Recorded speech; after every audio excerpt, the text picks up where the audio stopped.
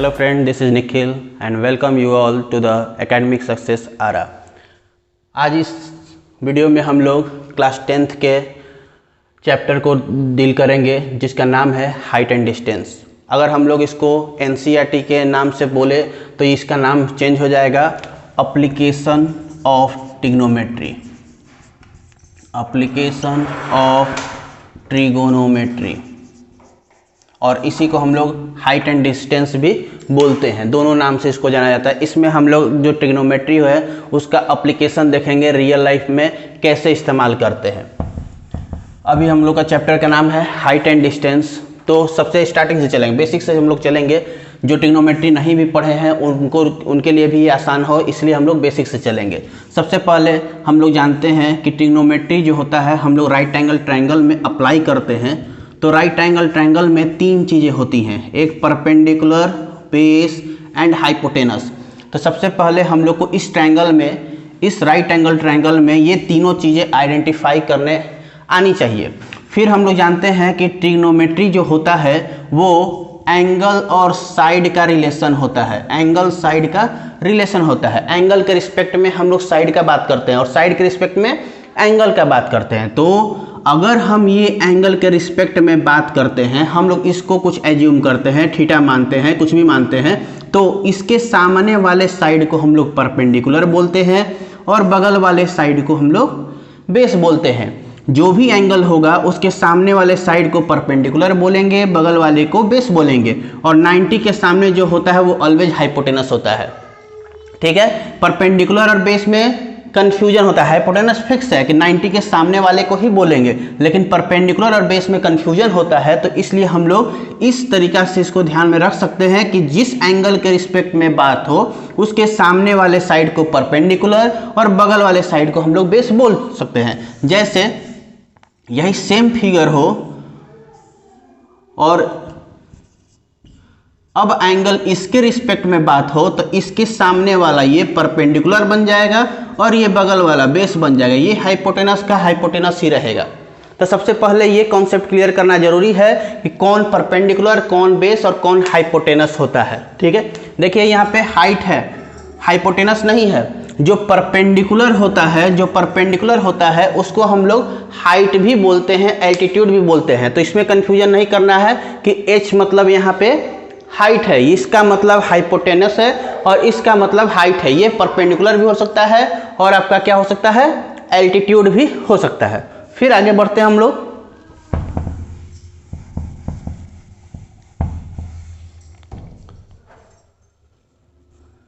अब हम लोग को ट्रिग्नोमेट्री के कुछ फार्मूला पहले से ही माइंड में रखने हैं, जिसको अप्लाई करके इस चैप्टर के प्रॉब्लम को सॉल्व करना है। क्या क्या फार्मूला?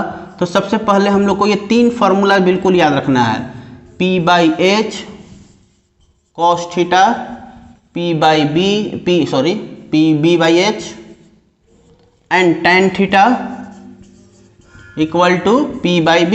ये तीन अगर आप याद रखते हैं तो आपका सारा प्रॉब्लम इसका सॉल्व हो जाएगा हाइट एंड डिस्टेंस का। इसके अलावा जो तीन है उनको याद रखने की जरूरत नहीं। अगर याद रखते हैं तो बेहतर है, नहीं भी रखते हैं तो कोई उसका यूज नहीं है। आप इन तीनों से ही हाइट एंड डिस्टेंस के सारे प्रॉब्लम को सॉल्व कर सकते हैं। इसके अलावा हम लोग को क्या याद रखना है, T ratios of particular angle. कुछ पार्टिकुलर एंगल्स जो हम लोग पढ़े हुए हैं ट्रिग्नोमेट्री में, 0 degree, 30 degree, 45 degree, 60 degree, 90 degree, उसका भी वैल्यू हम लोग को याद रखना है। क्या क्या होता है तो देख लेते हैं।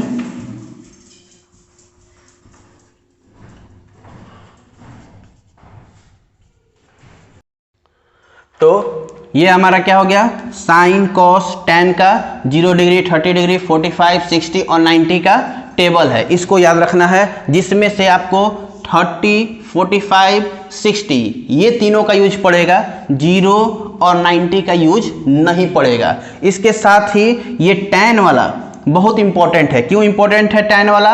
अगर टैन का फॉर्मूला अगर हम लोग देखते हैं तो इसमें परपेंडिकुलर और बेस आता है। अगर हम एक राइट एंगल ट्रायंगल में देखें कि परपेंडिकुलर और बेस क्या है, तो ये देखिए, ये हमारा क्या है, हाइट है, और ये क्या है, डिस्टेंस है।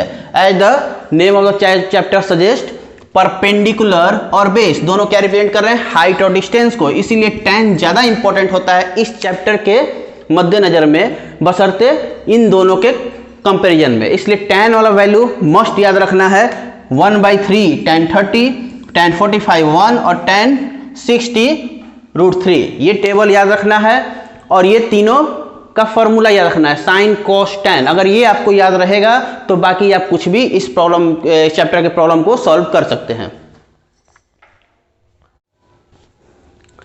चलिए अब आइए समझते हैं इस चैप्टर के कुछ टर्म्स को।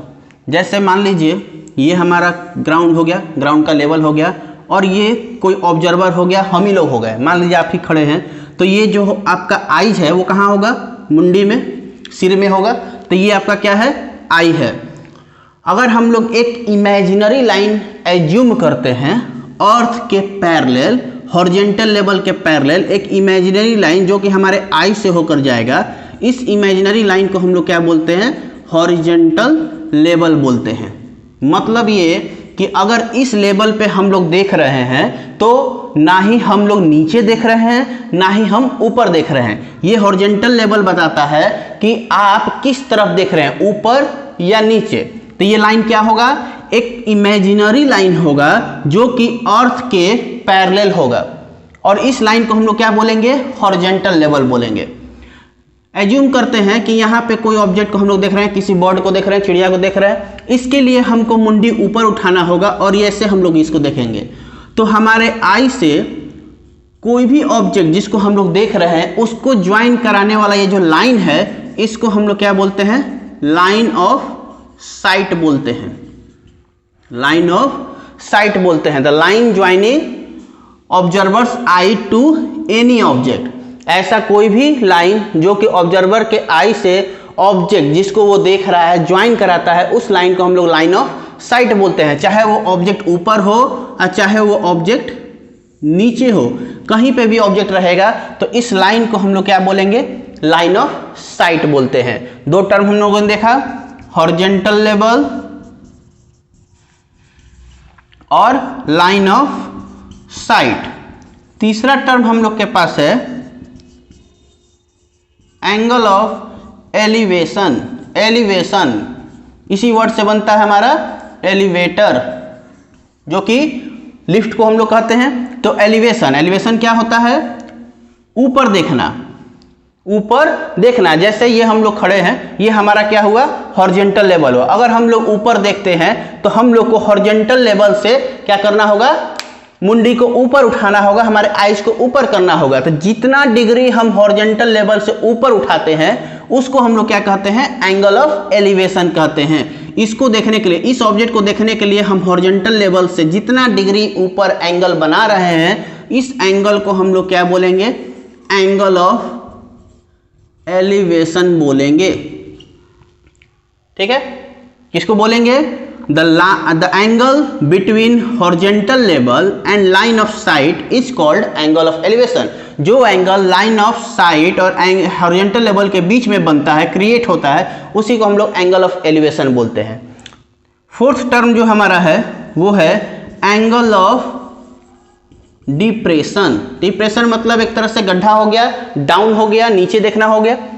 तो कोई भी ऑब्जेक्ट जो कि हॉरिजॉन्टल लेवल से नीचे है उसको देखने के लिए हम लोग जितने डिग्री नीचे अपने सिर को झुकाते हैं, आइज को झुका रहे हैं, इस एंगल को हम लोग एंगल ऑफ डिप्रेशन कहते हैं। जैसे ये हमारा हॉरिजॉन्टल लेवल हो गया। अगर हम लोग किसी ऑब्जेक्ट को नीचे देखते हैं तो हॉरिजॉन्टल लेवल से ये एंगल को हम लोग नीचे कर रहे हैं, तो जितना डिग्री हम लोग एंगल नीचे करते हैं उस एंगल को हम लोग क्या बोलते हैं? एंगल ऑफ डिप्रेशन बोलते हैं। ये चार टर्म हम लोग को इसमें ध्यान रखना है। हॉरिजॉन्टल लेवल, आइज के पैरेलल ऐसा लाइन जो कि अर्थ के पैरेलल होता है। लाइन ऑफ साइट, ऐसा लाइन जो ऑब्जर्वर के आई और ऑब्जेक्ट को ज्वाइन कराता है। Angle of elevation, angle between horizontal level and line of sight. और angle of depression, angle between horizontal level and line of sight. इसको हम लोग क्या बोलते हैं? एंगल ऑफ डिप्रेशन और एंगल ऑफ एलिवेशन। ऊपर देखेंगे तो एलिवेशन और नीचे देखेंगे तो डिप्रेशन। ये बातें अगर आप समझ गए तो अब आप हाइट एंड डिस्टेंस के प्रॉब्लम को सॉल्व करने के कैपेबल हो गए। चलिए हम लोग प्रॉब्लम को उठाते हैं और समझते हैं कि कैसे। मेन इसमें फिगर होता है। जो भी प्रॉब्लम दिया है उसका अगर हम लोग फिगर ड्रॉ कर देते हैं, लैंग्वेज को फिगर फॉर्म में कन्वर्ट कर देते हैं, तो हम लोग इजीली निकाल सकते हैं। जो अभी फॉर्मूला हमने बताया साइन कॉस टैन का, और वैल्यूज जो हमने रखा 30 डिग्री, 45 डिग्री और 60 का। अगर ये दो बातें याद हैं और ये फिगर अगर हम लोग बना लेते हैं, जो भी क्वेश्चन दिया उसका फिगर बना देते हैं, तो हमारा क्या हो जाएगा, इजीली प्रॉब्लम को हम लोग सॉल्व कर सकते हैं। चलिए देखते हैं, चलिए ये क्वेश्चन को देखते हैं, इससे हम लोग सीखते हैं कि कैसे हम लोग प्रॉब्लम को सॉल्व करेंगे। The angle of elevation of the top of a tower from a point on the ground which is 30 metre away from the foot of the tower is 30 degree. Find the height of the tower. क्या बोला question कि जो angle of elevation है, elevation मतलब क्या, ऊपर देखना है। किसको देखना है, टॉप ऑफ ए टावर, मतलब एक टावर है जिसके टॉप को देखना है। कहाँ से देखना है, तो एक पॉइंट है ग्राउंड पे जो कि 30 मीटर अवे है, किससे, तो foot of the tower, tower से 30 मीटर के डिस्टेंस पे है और एंगल ऑफ एलिवेशन 30 डिग्री का बन रहा है। तो बताइए कि हाइट ऑफ द टावर क्या होगा। ठीक है, फिगर से देखते हैं। पहले तो हम लोग एक ग्राउंड बना लेंगे कि हमारा ग्राउंड हो गया, और बड़ा ले लेते हैं क्लियर फिगर। ये हमारा क्या हो गया, ग्राउंड हो गया। टावर चाहिए तो एक स्ट्रेट लाइन परपेंडिकुलर, हमेशा टावर वगैरह ट्री होगा या ऑब्जर्वर होगा, कुछ भी होगा, हमेशा परपेंडिकुलर ड्रॉ करेंगे ग्राउंड पे। ये हमारा क्या हो गया, टावर हो गया। बोला क्या, 30 मीटर इससे डिस्टेंस पे दूर चले जाइए, तो ये इसका फुट हो गया। इससे हम लोग 30 मीटर एज्यूम कर लेंगे कि इतना डिस्टेंस 30 मीटर है। स्केल से नाप कर नहीं बनाना है कि ये 30 होगा, कुछ भी डिस्टेंस ले लीजिए, बस लिख दीजिए कि ये हमारा 30 मीटर यहाँ से लेकर यहाँ तक है। ठीक है, यहाँ से हमको ऊपर देखना है, किसको देखना है, टॉप को, तो टॉप को हमने ज्वाइन कर दिया। और एंगल ऑफ एलिवेशन, तो देखिए इस क्वेश्चन में कहीं पे भी ऑब्जर्वर का हाइट के बारे में बात नहीं किया गया है। तो जब तक क्वेश्चन में ऑब्जर्वर का हाइट नहीं बोलेगा, तब तक उस ऑब्जर्वर को हम लोग को एक पॉइंट की तरह ट्रीट करना है, एक पॉइंट की तरह ग्राउंड पे लेना है। तो यहाँ देखिए इस पॉइंट की तरह हमने यहाँ पे इसको मार्क कर दिया, ये हमारा क्या है, ऑब्जर्वर है। तो इस अब नेमिंग कर लेंगे फिगर को, ये इसको ए माना, बी माना और सी माना। ए बी क्या है, हमारा टावर है। सी क्या है, वह पॉइंट है जहां पे ऑब्जर्वर खड़ा है, जो कि टावर से 30 मीटर के डिस्टेंस पे है। एंगल ऑफ एलिवेशन, तब किसको बोलेंगे एंगल ऑफ एलिवेशन, इसको बोलेंगे। क्यों, क्योंकि ये हमारा लाइन ऑफ साइट हो गया और ये हॉरिजॉन्टल लेवल हो गया। तो एंगल ऑफ एलिवेशन हमारा कितना हो गया, 30 डिग्री हो गया। अब देखिए कोई भी फॉर्मूला हम लोग उठाते हैं, जैसे फॉर एग्जाम्पल हमने साइन उठाया, तो देखिए यहाँ पे P/H इसका फॉर्मूला है। P और H दो साइड्स हैं और ये क्या है, एंगल है। मतलब ये कि हमारे पास कोई भी फॉर्मूला उठाते हैं तो 3 अननोन क्वांटिटी होंगी, एक एंगल और 2 साइड्स। इस 3 में से आपको 2 हमेशा पता रहेगा, और 2 पता जो रहेगा उससे हम लोग कंक्लूजन निकालेंगे कि हमको कौन सा फॉर्मूला लगाना है, साइन लगाना है, कॉस लगाना है कि टैन लगाना है, कौन सा साइड दिया है और कौन सा साइड निकालना है। इससे हम लोग पता लगाते हैं कि कौन सा फॉर्मूला हम लोग को पुट करना होगा, साइन का, कॉस का कि टैन का। जैसे फॉर एग्जांपल इस फिगर में थीटा यहाँ पर है, 30 डिग्री यहाँ पे, तो इसके सामने वाला ये परपेंडिकुलर हुआ, ए बी परपेंडिकुलर हुआ, और बगल वाला क्या हुआ, बेस हुआ। तो हमको परपेंडिकुलर ये निकालना है और बेस दिया हुआ है, तो पी बी में क्या रिलेशन है, टैन का। मतलब इस फिगर को सॉल्व करने के लिए, इस प्रॉब्लम को सॉल्व करने के लिए हमको टैन का फॉर्मूला लगाना होगा, टैन 30 डिग्री। तो सबसे पहले कुछ लैंग्वेज लिख देंगे। क्या लैंग्वेज लिखेंगे, जो भी आपने फिगर में ड्रॉ किया इस क्वेश्चन को पढ़ के, क्या कि let A B the tower, आपने ए बी को टावर माना है, and C B A point at 30 metre distance from foot of the tower.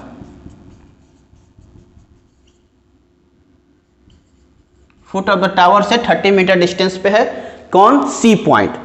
अब हम लोग देखेंगे क्या, in right triangle A B C. अगर हम इस right triangle A B C में चलें तो tan 30 degree equals to P। तो P क्या है यहाँ पे, ए बी, और B क्या है, बी सी। tan 30 का वैल्यू टेबल से हम लोग देख लेंगे कितना होता है, 1/√3। ए बी क्या है नहीं पता, और बी सी क्या है 30। क्रॉस मल्टीप्लीकेशन अगर करा देते हैं तो ए बी इक्वल टू क्या हो गया, 30/√3 मीटर। अब देखिए ये हमारा फाइनल आंसर है, तो कभी भी फाइनल आंसर में रूट को नीचे नहीं छोड़ेंगे, हम लोग को हमेशा इसको क्या कर देना है, रेशनलाइज करना है। 9th क्लास में हम लोग पढ़े हैं कि कैसे हम लोग रेशनलाइज करते हैं, रूट को नीचे नहीं छोड़ना है। तो ए बी इक्वल टू 30√3 आया है, तो हम लोग √3 से इसको ऊपर नीचे मल्टीप्लाई कर देंगे, रेशनलाइजेशन का प्रोसेस कर देंगे, रेशनलाइजिंग फैक्टर से इसको ऊपर नीचे मल्टीप्लाई कर देंगे। तो रिजल्ट क्या हो जाएगा, 30√3 डिवाइड बाई √3 इंटू √3 √9 का वैल्यू 3 होता है, 3 से ये कैंसिल हो गया 10 टाइम्स में, तो मेरा फाइनल आंसर 10√3 मीटर हो गया। अगर क्वेश्चन में √3 का वैल्यू दिया हुआ है तो आपको इसको पुट करना कंपलसरी हो जाएगा, अगर नहीं दिया हुआ है तो आप यहाँ पे भी छोड़ सकते हैं आंसर को, अदरवाइज पुट करके भी छोड़ सकते हैं। √3 का वैल्यू हम लोग को याद होना चाहिए 1.732 होता है, मल्टीप्लाई करेंगे तो 17.32 मीटर, ये हमारा फाइनल आंसर हो गया। मतलब कि टावर जो है वो कितना लंबा है, 17.32 मीटर लंबा है। चलिए एक और क्वेश्चन को हम लोग देखते हैं। एन ऑब्जर्वर 1.7 मीटर टॉल, यहाँ पे ऑब्जर्वर का हाइट दे दिया है, इट मीन्स कि ऑब्जर्वर को एक पॉइंट से नहीं डिनोट करेंगे, इसका भी हाइट मेंशन करना होगा हमारे फिगर में, जो कि 20√3 मीटर अवे है, किससे, टावर से। तब एंगल ऑफ एलिवेशन, एलिवेशन मतलब ऊपर देखना है, किसको देखना है, तो टावर के टॉप को देखना है, कहाँ से, तो इसके आई से। तो एंगल ऑफ एलिवेशन कितना बन रहा है, 30 डिग्री बन रहा है, तो बताना है कि हाइट ऑफ द टावर क्या होगा। मतलब ये हुआ कि एक ऑब्जर्वर है जो कि 1.7 मीटर टॉल है, जो कि 20√3 मीटर टावर के से खड़ा है, उस समय उसके एंगल ऑफ एलिवेशन उसके आई से टावर के टॉप का 30 डिग्री का क्रिएट हो रहा है, बन रहा है, तो बताना है कि टावर का हाइट क्या होगा। तो हम लोग फिगर बनाते हैं, सबसे पहले एक ग्राउंड बना लेते हैं, ठीक है। उसके बाद बोला है कि एक ऑब्जर्वर है, तो हम ये एक ऑब्जर्वर ले लिए जिसका हाइट है 1.7 मीटर, मार्क कर दीजिए 1.7 मीटर हमारा ये क्या हो गया, हाइट हो गया ऑब्जर्वर का, ठीक है। फिर उसके बाद एक टावर है, तो टावर जाहिर सी बात है कि ऑब्जर्वर से टावर का लेंथ ज़्यादा होगा, तो ये हमारा टावर हो गया। एंगल ऑफ एलिवेशन 30 डिग्री है, तो एलिवेशन बनाने के लिए हम लोग को क्या चाहिए, पहले हॉरिजॉन्टल लेवल, तो ये इसका आई हो गया, तो हॉरिजॉन्टल लेवल हम लोग बनाते हैं, ये डॉटेड लाइन से हमने हॉरिजॉन्टल लेवल को रिप्रेजेंट कर दिया। अर्थ के पैरेलल जो लाइन होता है उसी को हम लोग क्या बोलते हैं, हॉरिजॉन्टल लेवल बोलते हैं, तो ये हमारा हॉरिजॉन्टल लेवल हो गया। अब यहाँ से टॉप ऑफ टावर देख रहा है, तो एंगल ऑफ एलिवेशन कितना बना, 30 डिग्री बन गया। फिर ये 20√3 क्या है, टावर और ऑब्जर्वर के बीच का डिस्टेंस है, मतलब ये दूरी जो है वो 20√3 मीटर दिया हुआ है। बस यही फिगर हो गया हमारा। अब फिगर बन गया तो हम लोग आसानी से बना सकते हैं इस फिगर में चल के, जब ये 20√3 है तो ये भी 20√3 हो जाएगा हमारा, और ये 1.7 है तो यहाँ से यहाँ तक ये भी हमारा क्या हो जाएगा, 1.7 मीटर हो जाएगा। इसको कैलकुलेट कर लेंगे, tan लगाकर हमारा निकल जाएगा हाइट ऑफ द टावर, जिसमें हम लोग 1.7 जोड़ेंगे तो ठीक है। नेमिंग कर देते हैं कुछ भी, ABCD। पहले चलते हैं, पहले लिख लेंगे कौन क्या हमने बनाया है। Let AC be the tower and, इसका भी कुछ नाम दे दीजिए, ED is the observer at 20√3 metre away from tower. जो भी हमने उसमें फिगर में जो काम किया था उसको हमने यहाँ लैंग्वेज में लिख दिया। अब आते हैं इन राइट ट्रायंगल ABE, इसमें चलते हम लोग tan 30 अगर हम लोग लगाते हैं, क्योंकि हम क्यों tan लगा रहे हैं, बेस मालूम है, परपेंडिकुलर निकालना है, तो P/B, इसलिए हम लोग tan लगा रहे हैं। तो tan 30 इक्वल टू क्या हो जाएगा, perpendicular means AB by base BE। tan 30 का वैल्यू टेबल से देख सकते हैं कि 1/√3 आता है, AB नहीं पता एंड BE 20√3, तो AB यहाँ से निकाल लेते हैं तो कितना हो गया, 20√3/√3, √3 कैंसिल, तो 20 मीटर, ये हमारा क्या हो गया, AB हो गया। लेकिन हमको निकालना क्या है, AC, मतलब हाइट ऑफ द टावर निकालना है। तो लिख सकते हैं हम लोग यहाँ पे height of tower equal to AC है, जो कि AB प्लस BC के इक्वल है। तो AB हमने 20 निकाला और BC 1.7 जो कि ऑब्जर्वर के हाइट के बराबर है, तो 21.7 मीटर हमारा ये हो गया हाइट ऑफ द टावर। तो इस क्वेश्चन में ऑब्जर्वर का हाइट दिया हुआ था, इसलिए हमने पॉइंट साइज इसको नहीं माना। इसके प्रीवियस क्वेश्चन में हमने ऑब्जर्वर को पॉइंट से रिप्रेजेंट किया था। क्यों? क्योंकि वहां पे ऑब्जर्वर का हाइट मेंशन नहीं था क्वेश्चन में। तो जब भी क्वेश्चन में ऑब्जर्वर का हाइट मेंशन नहीं होगा तो अर्थ पे हॉरिजॉन्टल लेवल जो भी होगा उस पे हम लोग डॉट से रिप्रेजेंट करेंगे। जहां पे ऑब्जर्वर का हाइट दिया रहेगा क्वेश्चन में, वहां पे हम लोग लाइन सेगमेंट से रिप्रेजेंट करेंगे। ठीक है, तो अगले वीडियो में हम लोग NCERT के एक्सरसाइज को सॉल्व करेंगे। Thank you.